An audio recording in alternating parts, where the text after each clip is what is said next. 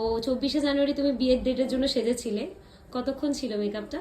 অনেকক্ষণ ছিল, আমি মনে হয় তার পরের দিন 8টা করে কি 9টার কাছাকাছি তুলেছি। মানে রাত 9টা? হ্যাঁ। ওরে বাবা, তুমি মাঝখানে ফোন করেছিলাম তোমাকে, তখন তুমি বলছিলে যে এখনো আমি মেকআপ তুলিনি।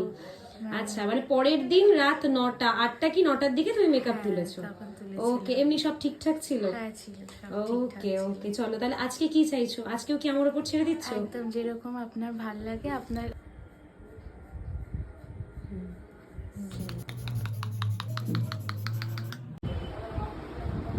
ভালো লাগছে তো?